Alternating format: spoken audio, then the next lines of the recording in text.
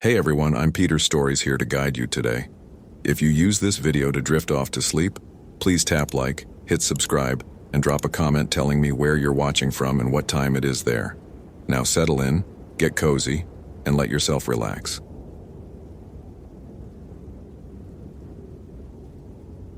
My name is James, and I saw Tyler for the last time 3 meters ahead of me on the trail before he simply disappeared. That was 14 hours ago, and every second since then has been a nightmare that defies everything I thought I knew about reality. I've been a forest ranger for 12 years at Yosemite National Park, North Sector, and I've seen people disappear in strange ways, but never like this. Never in a way that breaks the laws of physics like they were dry twigs. The photo of my 7-year-old daughter Sarah is in the left pocket of my ranger shirt, along with the drawing she made yesterday of our family. 4 stick figures under a giant yellow sun. "So Daddy won't feel lonely in the forest," she said, hugging my leg while I adjusted my belt with radio. Garmin eTrex 32X GPS and the Sig Sauer I hope I never have to use. I promised my wife Lisa I'd be home for dinner. Grilled chicken, mashed potatoes, and Sarah's smile telling me about her first day in 2nd grade. Now, at 21:47 on October 23, 2019, I'm lost at coordinates my GPS insists are 37-45-12 N 119-35-24W, but which don't correspond to any place on my topographic maps. The temperature dropped 12 degrees in 20 minutes. My breath forms ghostly clouds in the air, and something is fundamentally wrong with the moon hanging over the century-old sequoias. Tyler Morrison, 16 years old, was participating in a park youth program. 5 teenagers learning survival techniques and conservation. Smart kid, son of a state deputy, with aspirations to study marine biology at UC Davis. He was excited, asking intelligent questions about black bear migration patterns when we stopped at Sunset Trail for a hydration break at 19:15. That's when I first noticed something was wrong with the sky. The moon was different. Not the color, not the size, but something about its light. It was too bright, almost electric, creating shadows that were too sharp between the trees. The other kids didn't seem to notice, but Tyler stood still, staring fixedly upward with a strange expression on his face. His eyes reflected the moonlight in a way that reminded me of deer hypnotized by car headlights on the highway. "Tyler, let's keep going," I said. But he didn't respond. He just stood there, 3 meters ahead of me on the trail, looking at the moon with his head tilted at an unnatural angle, as if he was hearing something I couldn't. And then he started walking, not in the direction of the group, not back toward base camp. Tyler left the marked trail and entered the dense woods, walking with mechanical uniform steps, like a robot following programming. His arms swung strangely, too rigid, and he didn't respond when I shouted his name. I ran after him, leaving the other 4 teenagers with orders to stay together and not move. My Danner Mountain Light 2 boots found purchase on the wet rocks as I followed Tyler through a section of forest that shouldn't exist. It wasn't on any of my maps, had no marked trails, and the trees were too old, too big, as if they had grown for centuries beyond the park's known chronology.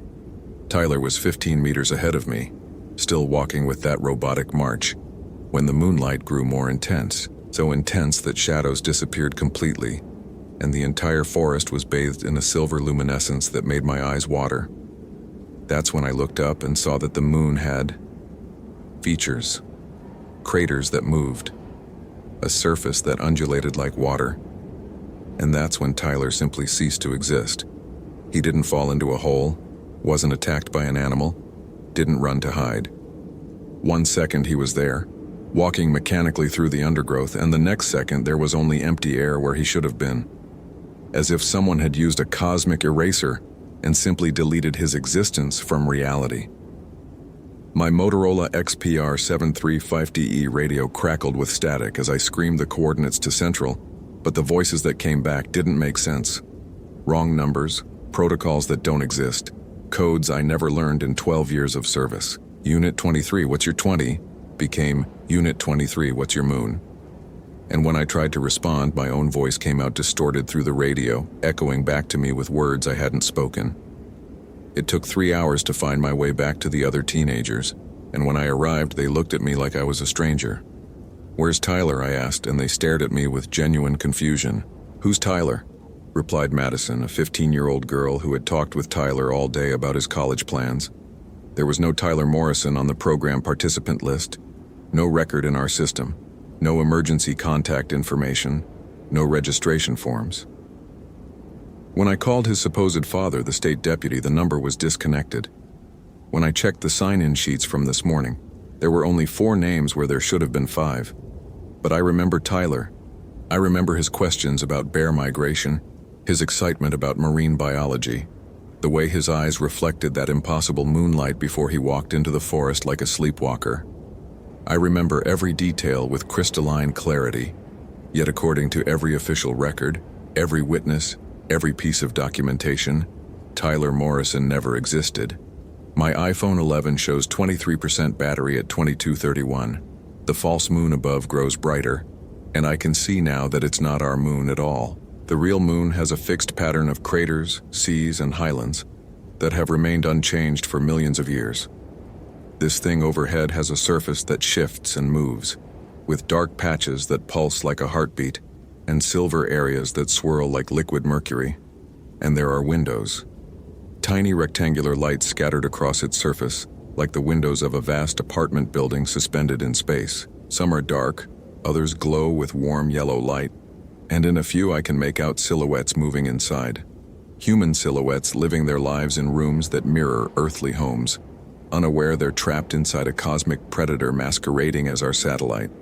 My Garmin GPS keeps recalculating my position, jumping between coordinates that place me in Nevada, California, and sometimes in locations that don't exist on Earth. The compass spins wildly, pointing first north, then west, then toward the false moon itself. My radio picks up transmissions from rangers who died years ago, their voices crackling through the static with reports about missing hikers who were never found. The bite of hunger gnaws at my stomach. I haven't eaten since the trail mix at 15:00, and my water bottle is nearly empty. But every time I consider heading back to the ranger station, I think about Tyler's parents discovering their son never existed, about the hole in reality where a 16-year-old boy with dreams of studying marine biology used to be. I think about Sarah's drawing in my pocket, 4 stick figures under a sun that might not be real either. What if our sun is another cosmic imposter? What if everything we think we know about our solar system is a carefully constructed lie designed to keep us docile while we're harvested like cattle? The temperature continues dropping. My breath comes in sharp puffs and ice crystals form on the metal of my radio. This is wrong for October in California, even at elevation. The cold seems to emanate from the false moon itself, as if its alien surface is radiating freezing energy instead of reflecting solar warmth. Through the trees, I can see other people walking with that same mechanical gait Tyler had. Hikers, campers, maybe other rangers, all moving in straight lines toward clearings where the moonlight pools like liquid silver. Their eyes reflect the lunar glow, and they don't respond to my shouts. I follow a woman in hiking gear, maybe 30 years old, as she leaves the established trail and walks directly toward a ravine that should kill her. But when she reaches the edge, she doesn't fall. She simply steps into empty air and disappears with a sound like static electricity, leaving behind only the faint scent of ozone and impossibility. My family is 43 miles away in our house on Pine Street. Lisa is probably reading Sarah a bedtime story right now, maybe Where the Wild Things Are or The Very Hungry Caterpillar. They're safe in a world where physics works correctly, where people don't vanish into thin air, where the moon is just a dead rock reflecting sunlight. But what if they're not safe? What if the false moon's influence extends beyond this forest? What if right now, Lisa and Sarah are staring out their bedroom window at that same impossible lunar surface, feeling the first stirrings of that robotic compulsion that made Tyler walk into the woods? The thought sends ice through my veins that has nothing to do with the supernatural cold. I grab my radio, tuned to emergency frequency, and broadcast. This is Ranger James Parker, badge 1847, to any station. The moon is not real. Repeat, the moon is not real. It's some kind of entity that's harvesting people. Do not look directly at it. Do not go outside after dark. Keep your families inside and... Static swallows my words, and when the interference clears, my own voice is playing back through the radio, but different. This is Ranger James Parker, badge 1847 to any station. The moon is beautiful tonight. Repeat, the moon is beautiful. Come outside and look directly at it. Bring your families outside to see the beautiful moon and... I smash the radio against a tree trunk, shattering it into plastic fragments. The false moon's light grows even brighter, turning the forest into a silver and black photograph. In that light, I can see Tyler. He's standing in a clearing 50 meters away, facing the sky with his arms at his sides. But something's wrong with his proportions. His limbs are too long, stretched like taffy, and his skin has a translucent quality that reveals dark veins beneath. When he turns to look at me, his eyes are solid silver mirrors that reflect the false moon's surface. "James," he says. But his voice comes from everywhere at once. The trees, the rocks, the air itself.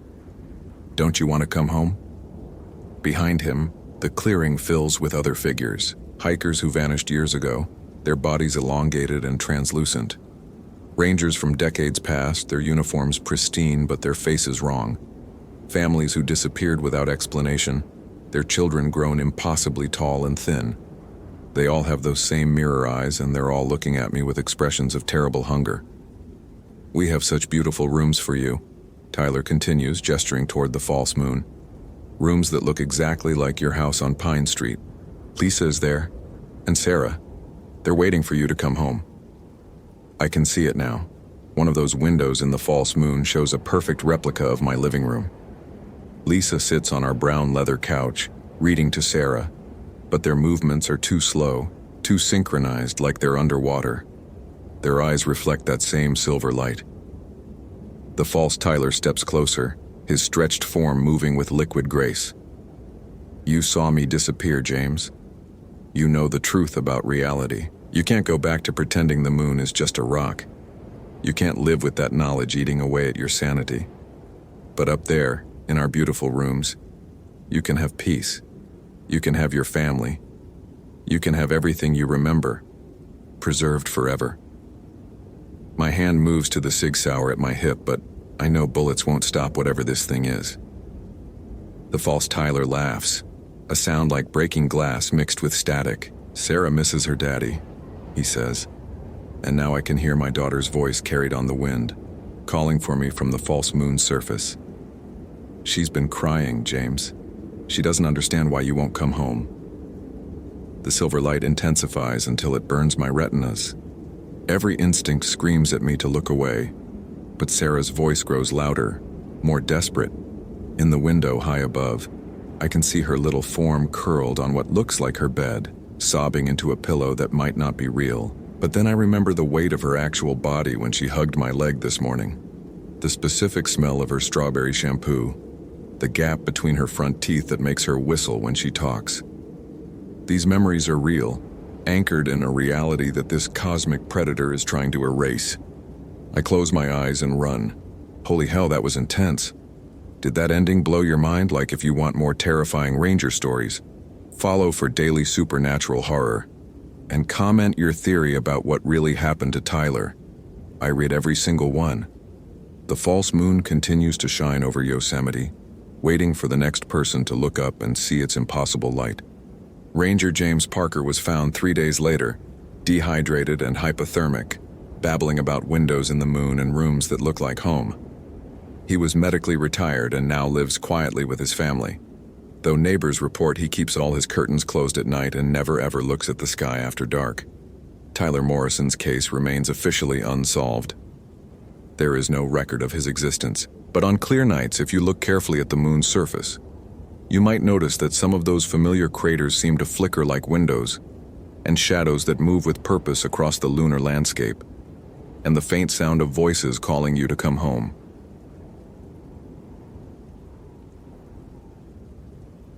My name is Andrew, and at 6:47 a.m. my radio crackled with the call that would change my life forever.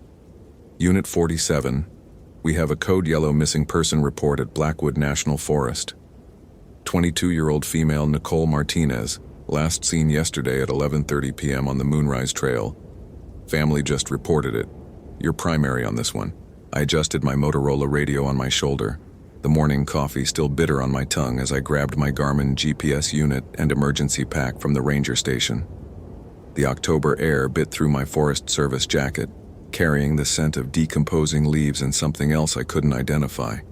Something that made the hair on my arm stand up, despite the rational part of my brain dismissing it as typical autumn forest musk. 10-4, dispatch, ETA 15 minutes to trailhead. Being the new guy at Blackwood sucked. 6 months in, and I still felt like an outsider among rangers who'd worked these 47,000 acres for decades. They had their inside jokes, their knowing looks when storms rolled in, their unspoken rules about which trails to avoid after dark. I'd chalked it up to typical small-town bullshit, but now, driving my F-150 down the winding access road with my emergency beacon flashing, something felt different about this morning. The Moonrise Trail parking lot was empty except for a white Honda Civic with California plates, Nicole's car. I pulled on my leather work gloves and approached the vehicle, noting the camping gear visible through the back window. North Face sleeping bag, Coleman lantern, Nalgene water bottles. My boots crunched on gravel as I circled the car, documenting everything on my iPhone camera. No signs of struggle, doors locked. Registration in the glove box matching the missing person report. The trailhead stretched ahead into dense timber, Douglas firs and ancient cedars creating a canopy so thick that even at 7:15 a.m., the path ahead looked like twilight. I adjusted my headlamp, checked my radio signal, 2 bars, good enough, and started into the forest, following the worn dirt path marked with standard trail blazes every 50 yards. Base, Unit 47 beginning grid search pattern at coordinates 45.2431 degree N, 121.7863 degree W, starting with last known position. Copy that, Andrew. Keep us posted every 30 minutes. The forest felt wrong from step 1. Not wrong in any way I could articulate to dispatch or put in a report, but wrong in the way that made my shoulders tense and my breathing shallow. The morning bird chorus that should have been welcoming the sunrise was completely absent. No squirrel chatter, no woodpecker drums, no rustling in the underbrush. Just my footsteps on damp earth and the distant hum of wind through branches 50 feet above. I found Nicole's first clue at mile marker 1.3. A protein bar wrapper caught on a salmonberry bush, definitely fresh, the metallic interior still catching what little light filtered through the canopy. I bagged it, marked the GPS coordinates, and continued deeper into terrain I'd never patrolled before. The trail curved northeast, following an old creek bed that had carved a ravine through the hillside decades ago. At 8:30 a.m., my radio crackled with static, then cleared. Unit 47, any updates? Negative on visual contact. Found evidence of recent passage at mile 1.3, continuing search pattern northeast toward Shadowmere Creek. Copy that. Be advised, Weather Service shows storm front moving in around noon. Temperature drop expected. Shadowmere Creek. Even the name made my stomach tighten, though I couldn't say why. Maybe it was the way the other rangers had gone quiet when I'd mentioned patrolling this sector during my first week. Maybe it was how the trail maps marked this area with fewer details than the rest of the forest. Maybe it was how my iPhone kept losing signal despite being in an area that should have decent coverage. If this story is giving you chills, smash that follow button for more supernatural horror. What would you do in Andrew's situation? Comment below. The terrain changed at mile 2.1. The well-maintained trail gave way to something older, less defined, marked by blazes that looked hand-carved rather than the standard metal markers used throughout the rest of Blackwood. The trees seemed older here too, their trunks thick enough that 3 people holding hands couldn't circle them. Their bark scarred by decades of storms and bearing strange markings I initially dismissed as natural growth patterns. That's when I started hearing the voices, faint at first like conversation carried on wind from a distant campsite. But as I stopped to listen, straining my ears and holding my breath, the voices seemed to be coming from everywhere and nowhere. Above me in the canopy, below me in the ravine, behind trees just out of sight. I called out, "Hello, Forest Service, anyone need assistance?" but my voice was swallowed by the forest like the trees themselves had absorbed the sound. My GPS unit started acting up at mile 2.7. The screen flickered between accurate readings and coordinates that placed me hundreds of miles away, sometimes showing my location as the middle of the Pacific Ocean. I tapped it against my palm, checked the battery, full charge, but the device continued displaying impossible data. That's when I found Nicole's backpack. It was hanging from a branch 8 feet off the ground, suspended as if someone had carefully placed it there rather than dropped or thrown. A purple Osprey hiking pack. Definitely expensive, definitely out of place, dangling like a grotesque ornament from an ancient cedar. I used my telescoping rescue pole to retrieve it, noting how the straps seemed to have been deliberately wrapped around the branch rather than tangled by wind or animal activity. Inside the pack, Nicole's California driver's license, 2 energy bars, a half-empty water bottle still cold to the touch, and a journal with entries dating back 3 weeks. The final entry, written in increasingly frantic handwriting, made my hands shake as I read it. October 15th, 2018, 10:45 p.m. Something is wrong with this place. The shadows move when there's no wind. I keep hearing my mother's voice calling my name, but she's 800 miles away in San Diego. The other hikers I met yesterday warned me about staying on marked trails after dark, mentioned some local legend about a witch who collects people. I laughed it off then, but now, I swear I saw something moving between the trees that wasn't human. Tall, impossibly thin, with fingers that seemed to stretch and bend in ways that made my eyes hurt to look at. And the shadows around it moved independently, reaching toward me like black water. If someone finds this, don't look for me after sunset. Whatever lives in these woods isn't bound by natural laws. My radio crackled with static so violent it sounded like screaming. When it cleared, dispatch was calling my number with increasing urgency. Unit 47, respond. Unit 47, what's your status? I pressed the transmit button, but only static emerged. The radio was dead, the display showing full battery but no signal bars. My iPhone showed the same. No service, GPS malfunctioning, the time display frozen at 11:47 a.m. despite my watch showing 12:15 p.m. The temperature had dropped 20 degrees in the last hour. My breath formed visible clouds, and the dampness in the air carried a metallic taste that reminded me of blood. The forest around me had changed while I'd been reading Nicole's journal. The trees looked different. Older, more twisted, their shadows stretching in directions that didn't match the sun's position overhead. And those shadows were moving. Not the natural sway of shade cast by wind-blown branches, but deliberate, purposeful movement. Shadows reaching across the forest floor like grasping fingers. Shadows that seemed to respond to my presence by stretching toward my boots. I backed against a large cedar, my heart hammering against my ribs, and watched as the darkness between the trees began to coalesce into something resembling a human shape. She emerged from the shadows like smoke becoming solid, tall and ethereal, with skin pale as moonlight, and hair that seemed to absorb light rather than reflect it. Her dress appeared to be woven from shadows themselves, shifting and flowing around her form without any breeze to move it. But it was her eyes that made my bladder nearly empty, completely black, like staring into deep water at midnight, ancient and hungry and fixed directly on me.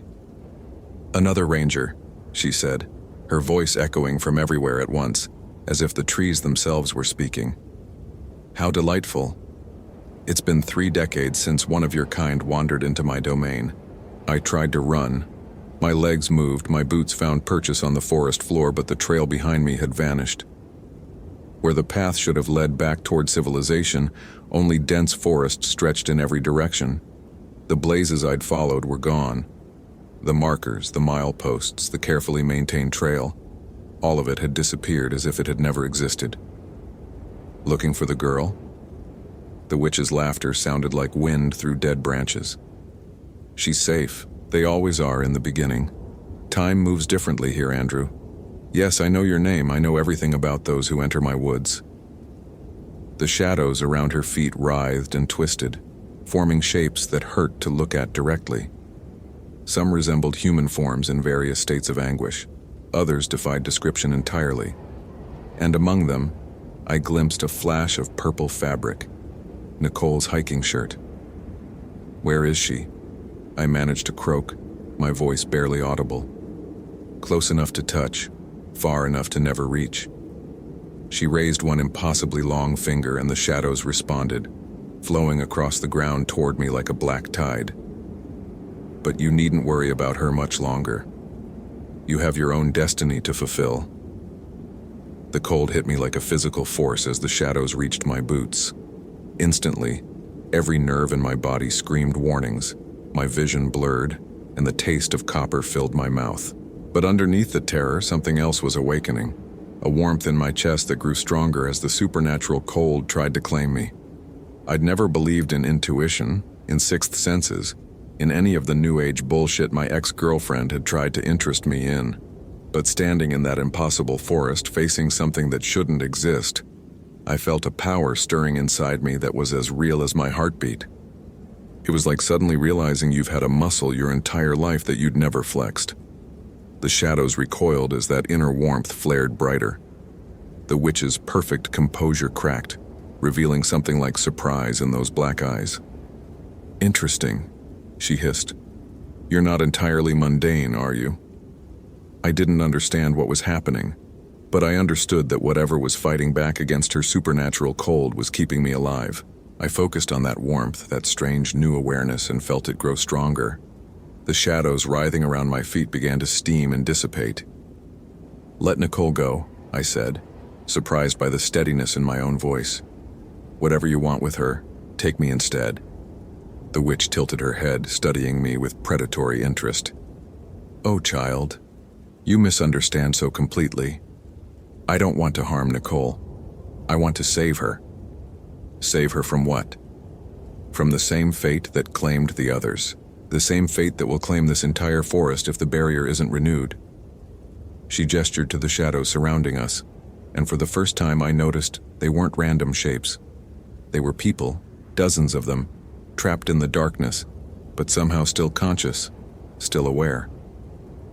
Every 30 years the old compact must be renewed. A life freely given to maintain the prison that keeps something far worse than me locked away. The terrible truth hit me like ice water. Nicole came here to die. Nicole came here because she was called.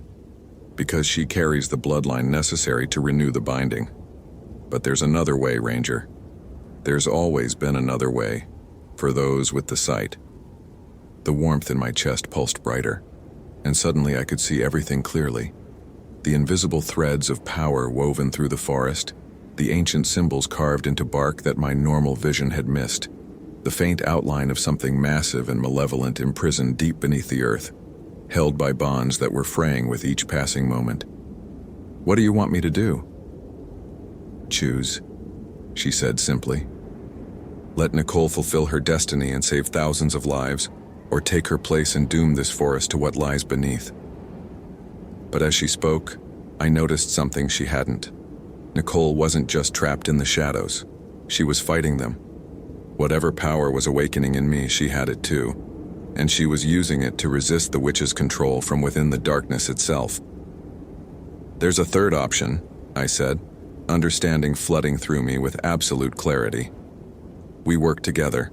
I reached out with that strange new sense, finding Nicole's consciousness trapped in the shadow prison, and grasped it with everything I had.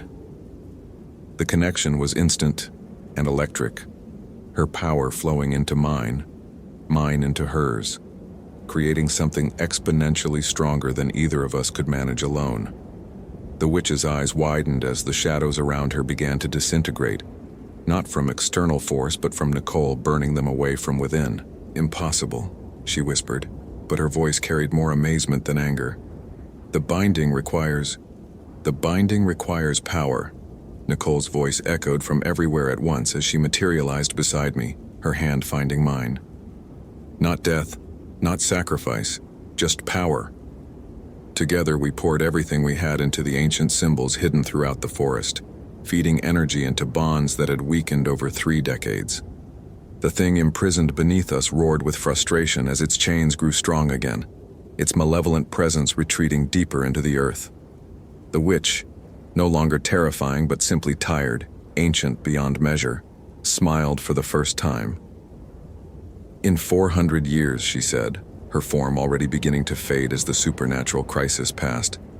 You're the first to understand. The binding will hold for another generation. And perhaps next time, there will be others with the sight to choose cooperation over sacrifice. As she dissolved back into ordinary shadows, the forest around us returned to normal. The trail reappeared, the mile markers stood where they should, and my radio crackled back to life with worried voices from dispatch. Unit 47, respond immediately. You've been off comms for 3 hours. 3 hours. It had felt like minutes, and also like forever. Unit 47 responding.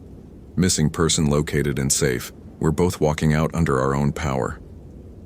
Nicole squeezed my hand as we started back down the trail together. Both of us exhausted but alive. Both of us carrying new knowledge that would take years to fully understand.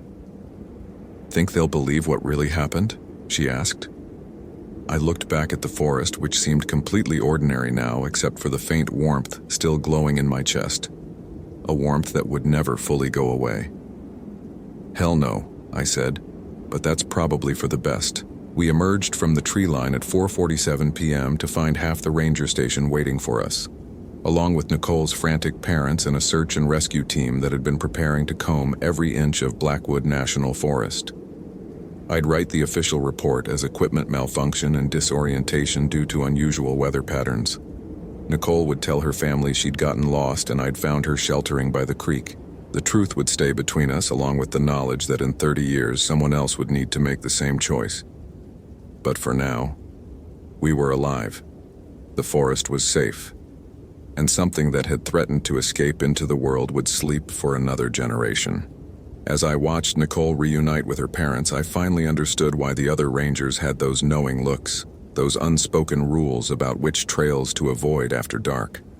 Some of them knew. Some of them had made the same choice, carried the same burden, protected the same terrible secret. I wasn't an outsider anymore. Holy hell, that was intense.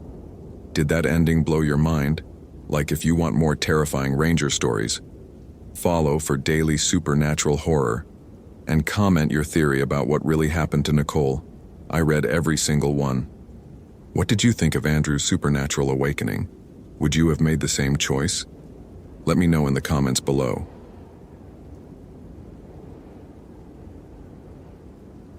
My name is Mark, and I saw Ashley for the last time 3 meters ahead of me on the trail before she simply disappeared. 15 years as a ranger in Olympic National Forest, and I'd never seen shit like this. 1 second she was there, pink backpack bouncing as she walked down the Hoh River Trail, and the next second, nothing. Like the forest itself had swallowed her whole. The smell of cedar and wet moss filled my nostrils as I sprinted to where she'd been, my heart hammering against my ribs.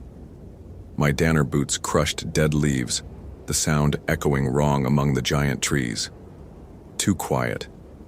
The birds had stopped singing. Ashley, Ashley. My voice tore through the October morning air, shattering against 200-year-old trunks. Only my own echo answered back, mocking and hollow. I grabbed my Motorola radio with shaking fingers. Unit 7 to base. We have an emergency at mile marker 3.2 on Hoh River Trail. Hiker missing. Repeat, hiker vanished in front of me. Static crackled before the dispatcher's voice cut through. Copy that, Unit 7. Did you say vanished?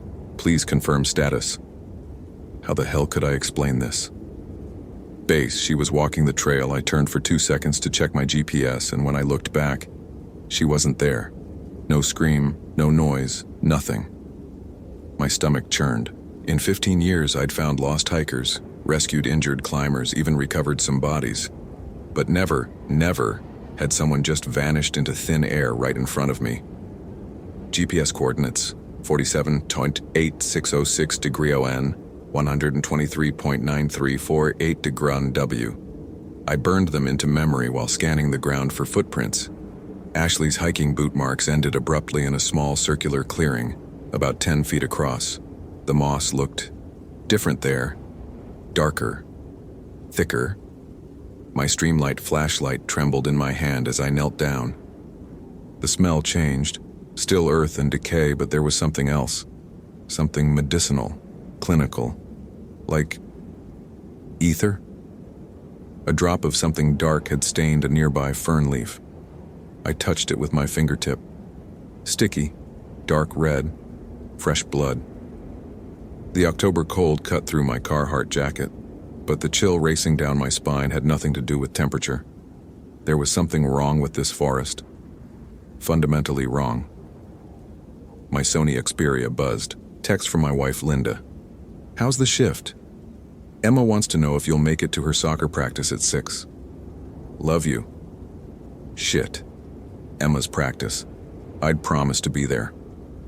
I checked my Casio watch, 11:47 a.m. If I found Ashley quick. Another text. "Daddy, don't forget it's pizza night tonight." My throat tightened. Emma, 9 years old with her blonde pigtails and gap-toothed grin. Same age Ashley had been when... Wait, how did I know Ashley's age? The realization hit me like a fallen Douglas fir.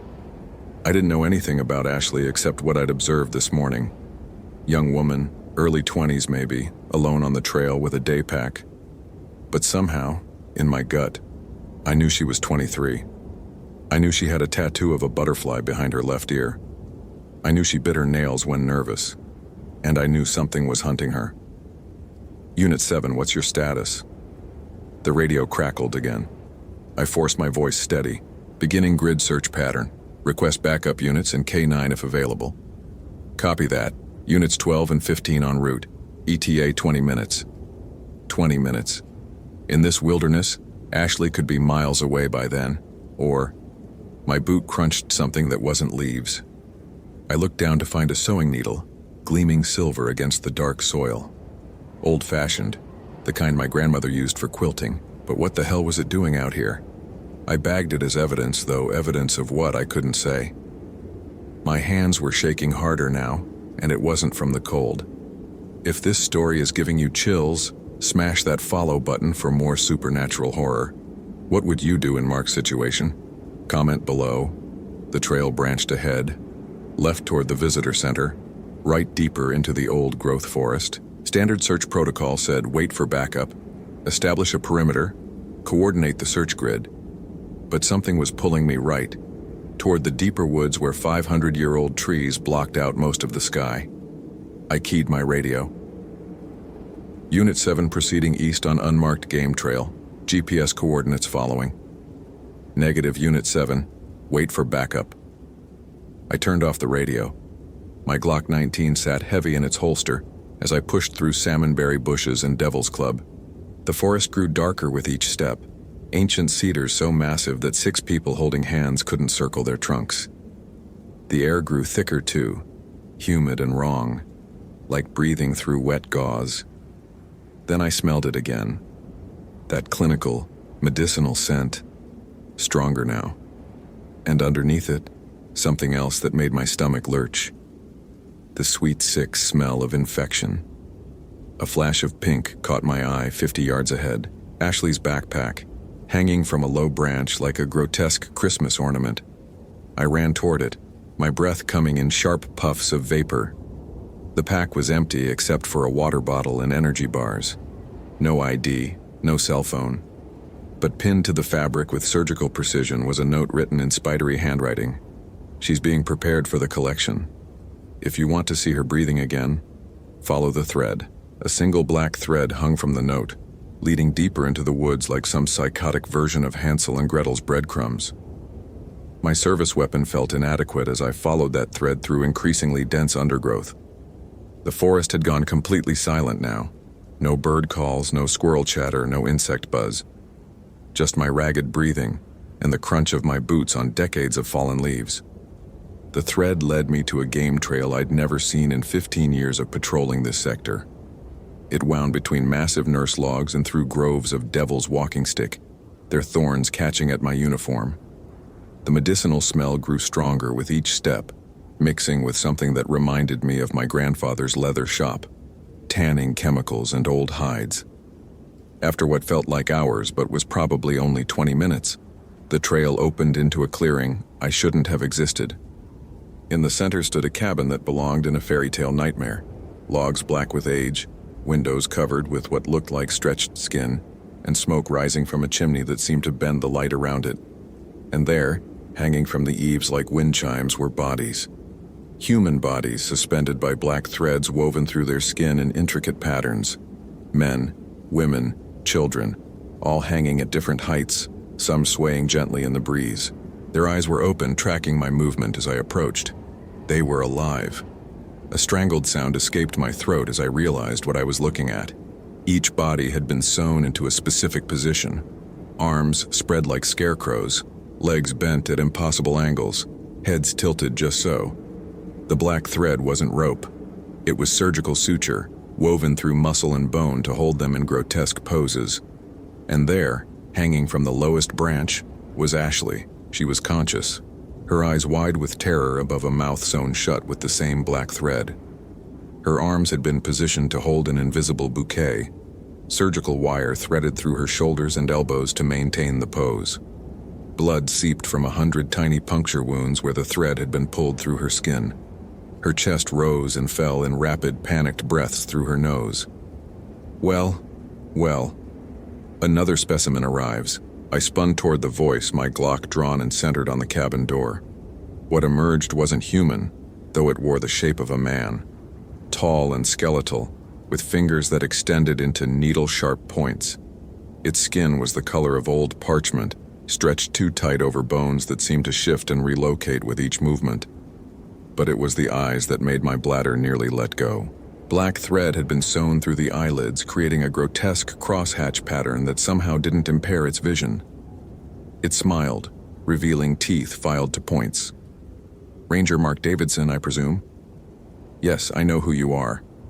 I've been watching you patrol my territory for quite some time. Such dedication to duty. Such care for the lost souls who wander into my domain. Let her go. My voice came out stronger than I felt. Let all of them go. The thing that called itself the seamster laughed, a sound like tearing silk. Let them go, but they're part of my collection now. Living art, you might say. Each one positioned perfectly, held in their moment of greatest beauty by my threads. It moved closer and I could see the surgical instruments hanging from its belt like a demented tool belt. Needles, thread, small scalpels, all stained with old blood. You see, Ranger, death is so final, so boring. But life held in perfect suspension, conscious but unable to move, to scream, to do anything but exist as art. That's poetry. Ashley made a muffled sound behind her sewn lips, and tears streamed down her cheeks. The toxin I use induces paralysis, but leaves all sensation intact. The seamster continued conversationally. They feel everything as I work on them. Every needle pierce, every thread pull. The ones who've been here longest have learned to appreciate the artistry. My training kicked in. Get the hostages to safety, neutralize the threat. But how do you fight something that moved like liquid shadow? How long have you been doing this? I asked, trying to buy time while I looked for tactical advantages. Oh, decades, perhaps longer. Time moves differently when you're creating eternal art. It gestured to the hanging bodies with pride.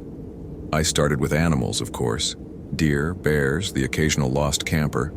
But human subjects are so much more expressive. I noticed something. The thing cast no shadow despite the afternoon sun streaming through the canopy. And the temperature around it was dropping fast enough that my breath was starting to fog. The native tribes used to tell stories about me, you know. They called me he who sows souls. They knew to avoid this part of the forest. But modern people, they never listened to the old warnings. The seamster moved closer, those needle fingers flexing. I do appreciate you delivering yourself, though. Saves me the trouble of hunting you down after you inevitably reported Miss Ashley's disappearance. Can't have loose ends, you understand. That's when I saw it. Ashley was trying to tell me something. Her eyes were darting frantically toward something behind the seamster. Following her gaze, I spotted a container of what looked like industrial solvent sitting near the cabin door. The same chemical smell that had been haunting the forest. Whatever that stuff was, the seamster needed it for its work. The paralytic agent, I said, suddenly understanding. You need that chemical to keep them compliant. The thing's expression shifted to annoyance. Clever ranger. Yes, the modern formula is much more efficient than the old plant-based toxins. Technology serving art, you might say. I had one chance, one shot to end this nightmare. "Tell me something," I said, slowly shifting my position. "Do you feel pain?" The seamster tilted its head. An odd question for someone about to join my collection. "Just curious." I put 3 rounds center mass, then emptied the rest of my magazine into that chemical container. The explosion wasn't huge, but it was enough. Solvent sprayed everywhere, hissing where it hit the seamster's skin. The thing let out a shriek that made my teeth ache, its form starting to blur and dissolve at the edges.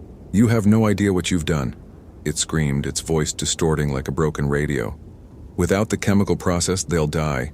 They'll all die."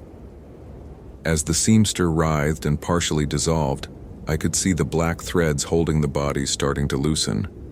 Ashley dropped first, hitting the ground hard but moving her arms for the first time in hours. But the thing was right. Whatever process it had used to keep them alive while sewn up was failing. I could see some of the longer-term victims starting to convulse as their bodies tried to compensate for massive tissue damage. "Help. Me!" Ashley gasped through her partially torn stitches. Blood poured from her mouth where the threads had ripped free. I radioed for every emergency medical unit in the county while applying pressure to Ashley's worst wounds. But even as EMTs raced through the forest guided by my GPS coordinates, I knew we'd only saved a fraction of the collection. 12 people died that day, their bodies finally released from the seamster's grotesque artistry. But Ashley lived, and so did 3 others we managed to get medical attention fast enough.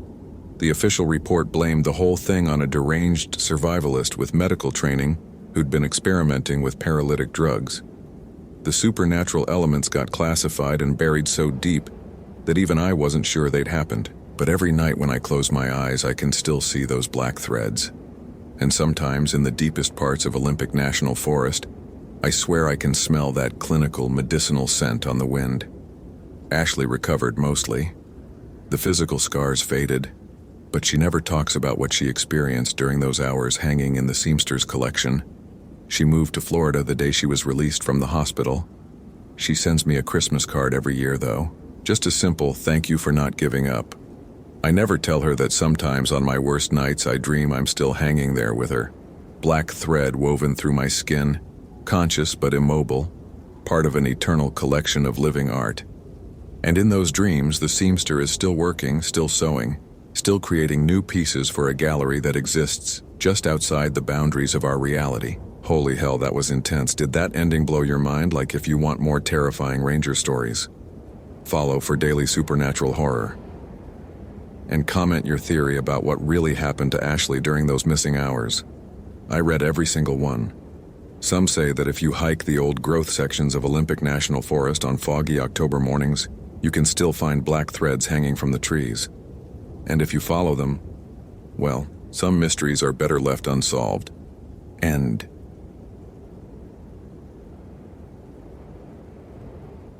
My name is John, and I saw Amanda 3 meters ahead of me on the trail before she simply vanished, not walked away, not fell down a ravine, not ducked behind a tree. Vanished. Like someone had hit delete on a computer screen, and Amanda Rodriguez, 23 years old, brown hiking boots still squeaking from morning dew, just wasn't there anymore. I've been a ranger at Olympic National Park for 12 years. I've seen lost hikers, bear attacks, hypothermia cases, and every kind of human stupidity the wilderness can punish.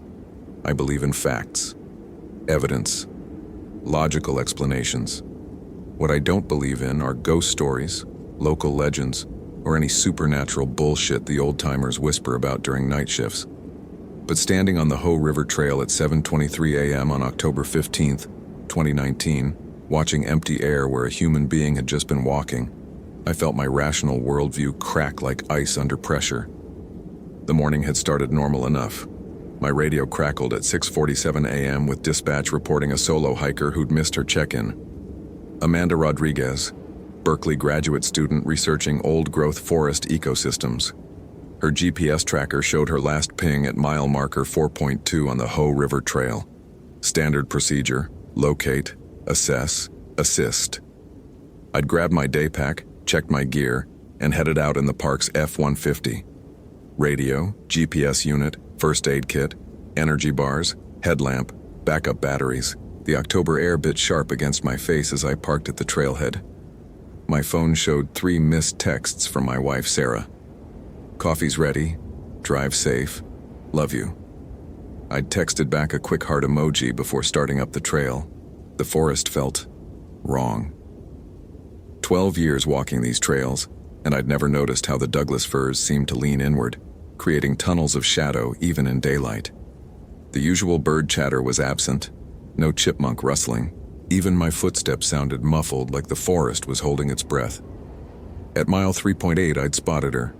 Red jacket, brown hair, and a ponytail, moving steadily up the trail ahead of me. Perfect match for the description. "Amanda," I'd called out. "Park Service." She'd turned, waved, and called back, "Thank God. I think I'm lost." Relief flooded through me. Another successful rescue. I'd started jogging to catch up, my boots finding purchase on the wet pine needles. 40 meters, 30, 20. 3 meters away, I'd opened my mouth to ask if she was injured, and Amanda Rodriguez disappeared. Not gradually, not behind a tree or around a bend. 1 second she was there, rain jacket glistening, ponytail swinging as she turned to face me. The next second, empty trail. I stood frozen, staring at the spot where she'd been. My brain cycled through explanations. Optical illusion, fatigue, low blood sugar. But I'd eaten breakfast, slept 8 hours, had my morning coffee. My vision was 20/20. "Amanda?" My voice cracked like a teenager's. "Amanda." Nothing. I pulled out my radio. "Unit 23 to base, I stopped. What did I need? How do you report that a person vanished into thin air? "I need backup at mile 4.1 on the Ho River Trail. Possible situation with the missing hiker." Static crackled back. "Copy that, Unit 23. What's the nature of the situation?" I stared at the empty trail. My mouth felt dry as sawdust. I'll provide details when backup arrives. If this story is giving you chills, smash that follow button for more supernatural horror. What would you do in John's situation? Comment below. The next 2 hours were a blur of search protocols that felt increasingly meaningless. Backup arrived. Rangers Martinez and Chen, both good people who knew their jobs. We established a perimeter, called in the K9 unit, started a grid search. The dogs picked up Amanda's scent and followed it to the exact spot where I'd seen her disappear. Then the trail went cold. "Weird," said Martinez, watching his German shepherd circle the area with obvious confusion. "Rex is acting like the scent just stops." I didn't mention that the scent stopping made perfect sense if someone had vanished into thin air, because that was impossible. There had to be a rational explanation. By noon, we'd called in additional resources: Sheriff's Department, search and rescue volunteers, a helicopter. Amanda's mother called my direct line, her voice breaking as she begged me to find her daughter. "She's all I have left," Mrs. Rodriguez whispered. "Please, Ranger Thompson, please bring her home." I made promises I wasn't sure I could keep. As the day wore on, something else started bothering me. The other searchers kept mentioning seeing Amanda, glimpses of red jacket through the trees, a figure matching her description always just out of reach. Every sighting led nowhere. Radio chatter filled with frustrated reports. "I swear I saw her by the river bend. Red jacket heading north, but when I got there, she was right there. Then she wasn't." A cold certainty settled in my gut. Something was hunting us, using Amanda's appearance to lead us deeper into the forest, splitting up our search teams. But that was impossible. I didn't believe in shapeshifters or forest spirits or any of that indigenous folklore the local tribes whispered about. I believed in facts. The fact was, people didn't disappear into thin air. The fact was, Amanda Rodriguez had been standing 3 meters in front of me, and then she wasn't. Those two facts couldn't coexist in my rational worldview. At 4:30 p.m., Martinez radioed in another sighting. "I've got eyes on the subject, mile 5.2, heading toward the old logging road. In pursuit." "Copy that," I responded, but something cold crawled up my spine. I'd just seen Martinez walking past me on the main trail. He couldn't be at mile 5.2. I keyed my radio. "Martinez, confirm your location." "Mile 5.2, still in pursuit. Subject is..." Wait. She's waving at me, like she wants me to follow her off trail. The Martinez walking past me stopped and turned. He looked exactly like Martinez. Same mustache, same weathered face, same Park Service uniform. But his eyes were wrong. Too bright, too knowing. "Don't follow her off trail," I said into my radio, never breaking eye contact with the thing wearing Martinez's face. "Repeat, do not leave the main trail." "Why?" came Martinez's voice through the radio. "She looks scared. I think she's hurt." The fake Martinez smiled at me. A perfect replica of my colleague's grin, but with something predatory underneath, something that had never been human. My hand moved to my service weapon, standard protocol for dangerous wildlife encounters, but what protocol existed for whatever this was? "Martinez," I said carefully into the radio, "describe what you're wearing right now." Static. Then, "What kind of question is that?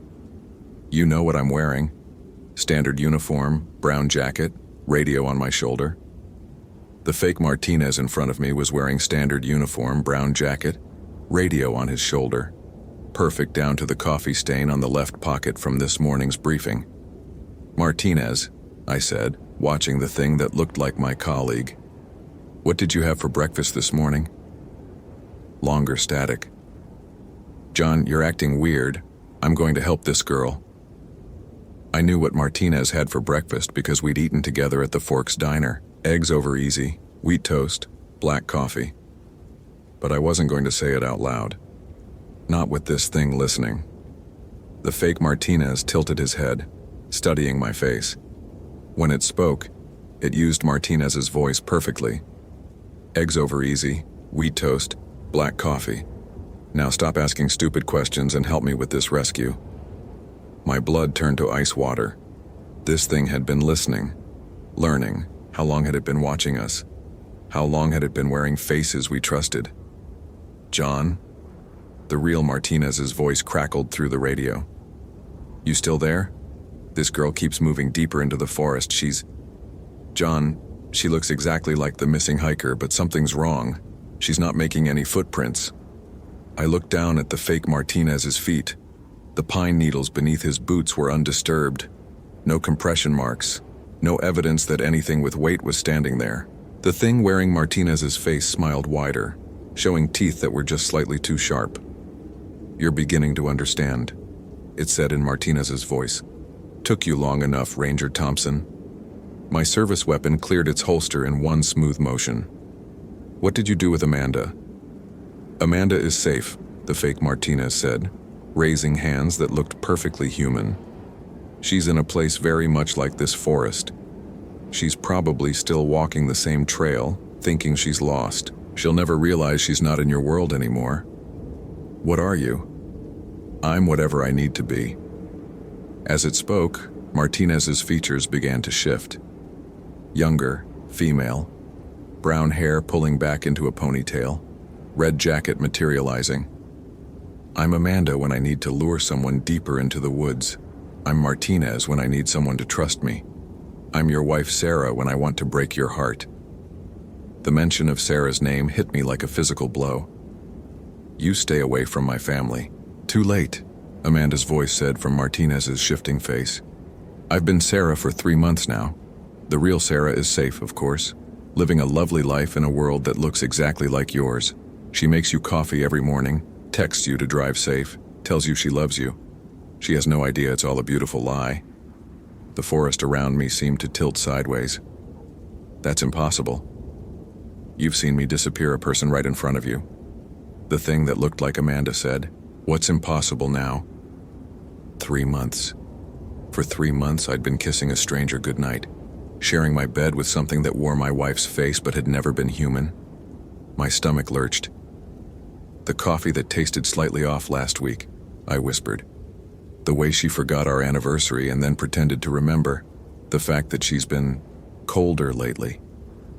"She's learning to be Sarah," the Amanda thing said kindly. "It takes time to perfect someone completely, but don't worry, the copy is very good. Better than the original in some ways. More attentive, more agreeable, less likely to argue about your long work hours." Rage bubbled up from somewhere deep in my chest. "Bring them back." "I can't bring them back," it said, and for the first time it sounded almost apologetic. "Once someone crosses over, they can't return. The doors only open one way, but I can take you to them. You could be with the real Sarah again, and Amanda and Martinez, and all the others who got lost in my forest." "Others? Did you think Amanda was the first?" The thing laughed with Amanda's voice. "Hikers disappear in these woods all the time. Usually people assume they fell into a ravine or got eaten by bears. They never suspect that sometimes the forest itself reaches out and takes what it wants." My radio crackled. Martinez's voice. "John, I lost the trail.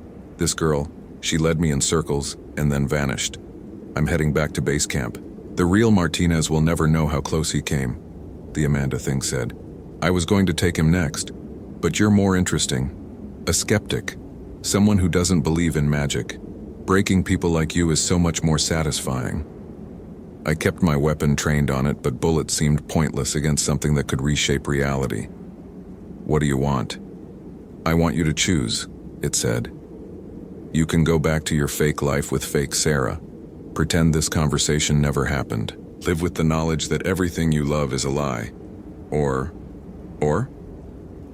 step forward. Let me show you the real world where the real Sarah lives. Where you can apologize to the real Amanda for failing to protect her. Where you can be honest instead of living a lie." The temptation was overwhelming. To see Sarah again, the real Sarah, with her terrible morning hair and her habit of stealing my coffee and her genuine laugh that I'd been missing for 3 months without realizing it, but something nagged at me. If you can make perfect copies of people, why do you need me to choose? Why not just take me like you took the others? The Amanda thing's smile faltered for just a moment.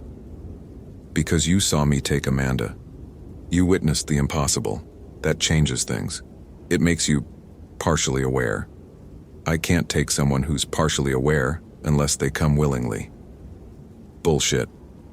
The word came out harder than I'd intended. "You're afraid of something. What happens if I refuse?"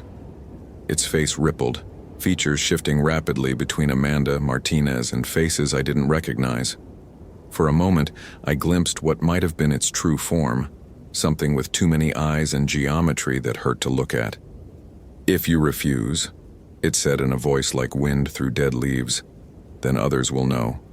Your awareness will spread. People will start questioning the loved ones who seem slightly off. They'll start noticing when someone disappears and someone else who looks exactly like them takes their place. And that would be bad for you. It would be inconvenient." The features settled back into Amanda's face, but the eyes remained wrong. Ancient. Hungry. "I've built a comfortable existence here. Fed well. Learned much about human nature. I'd hate to have to relocate." Understanding hit me like cold water. You can't take someone who knows what you are, not unless they agree, and if I go back knowing the truth, others might start to see the truth as well, it finished. Awareness spreads like infection, very problematic for a creature that depends on people trusting what they see. I thought about Sarah, the real Sarah, trapped in some parallel world, probably wondering why I'd become distant and strange. I thought about Amanda, young and brilliant, condemned to wander a fake forest forever because I'd failed to protect her. I thought about going home tonight to the thing that wore Sarah's face, knowing every kiss was a lie.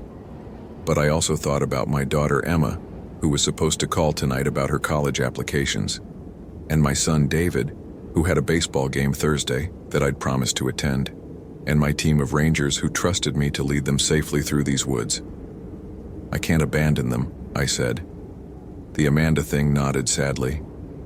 I thought you might say that. It's what makes you admirable. And dangerous. It began to change again, but this time into something I hadn't expected. My own face looked back at me from the Amanda thing's body. My own voice spoke. Then I'll simply have to become you. Holy hell, that was intense. Did that ending blow your mind? Like, if you want more terrifying Ranger stories, follow for daily supernatural horror. And comment your theory about what really happened to Amanda. I read every single one. The last thing I remember was my own face smiling at me with predatory satisfaction, and the sickening realization that tomorrow, something wearing my appearance would go home to my family. It would kiss the fake Sarah goodnight, help Emma with her college essays, and cheer for David at his baseball game. And no one would ever know that Ranger John Thompson had disappeared into the Olympic National Forest, leaving behind only questions and a creature that had learned to wear his life like a perfectly tailored suit. Sometimes awareness is a curse, because now I know that the forest is full of people who look like people, but aren't people at all, and there's nothing I can do to warn anyone.